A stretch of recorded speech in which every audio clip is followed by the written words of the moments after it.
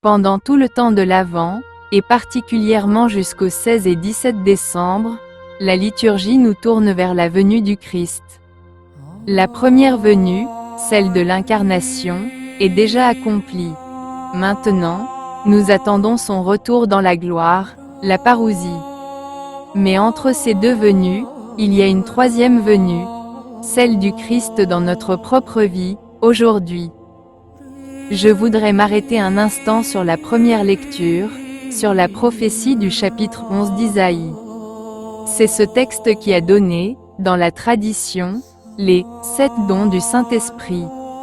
En réalité, dans le texte original, il n'y en avait que 6, mais au fil du temps on en a compris 7.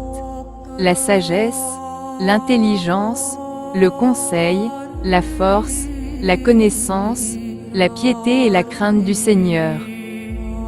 Cette prophétie annonce quelqu'un qui rétablira la justice. Et quand on lit les grands prophètes, Isaïe, Jérémie, Ézéchiel, Daniel, on voit qu'ils annoncent souvent des épreuves et des malheurs pour le peuple. Mais à chaque fois, il y a une promesse, celle d'une libération, celle de la venue d'un Messie. Ces épreuves viennent parce que le peuple ne pratique plus la justice. Il s'est éloigné du chemin de Dieu. Isaïe nous donne aussi l'image d'une paix profonde, des animaux qui d'habitude se dévorent vivront ensemble, le loup avec l'agneau, le léopard avec le chevreau. C'est une image forte, la fin des violences, des inégalités, des guerres entre les hommes. Les épreuves servent à purifier, à libérer le peuple de l'injustice pour le conduire vers cette paix. Pour notre vie spirituelle, nous pouvons retenir que les dons annoncés par Isaïe, la sagesse, le discernement, la connaissance de Dieu, sont essentiels. La connaissance du mystère de Dieu est donnée d'abord aux pauvres, à ceux qui subissent l'injustice. Quand Jésus apparaît, ce sont les pauvres, les malades, les simples qui le reconnaissent, et ce sont les savants, les puissants qui le refusent. C'est pourquoi Jésus dit dans l'Évangile : « Père, Seigneur du ciel et de la terre, je te bénis. Tu as caché cela aux sages et aux savants et tu l'as révélé aux tout-petits. » Et il ajoute : « Personne ne connaît le Père sinon le Fils, et celui à qui le Fils veut le révéler. » Ici, Jésus se réjouit dans l'Esprit Saint.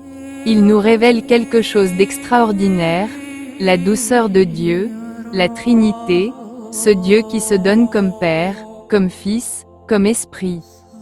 C'est un mystère, et le peuple d'alors n'était pas encore prêt à l'accueillir. Mais nous, dans notre cœur, nous avons reçu l'Esprit Saint. C'est lui qui nous fait entrer dans cette relation, dans cette intimité avec Dieu. En grec, le mot « révélé » se dit « apocalypto », d'où vient le mot « apocalypse ». Et notre « apocalypse » à nous n'est pas un cataclysme, c'est d'abord la révélation intérieure du mystère de Dieu. C'est quand nous entrons dans la relation du Père, du Fils et de l'Esprit, quand nous pouvons dire « Abba, Père » dans l'Esprit qui habite en nous. C'est un mystère qui ne s'explique pas seulement par des arguments. Celui qui ne l'a pas reçu ne peut pas le comprendre pleinement.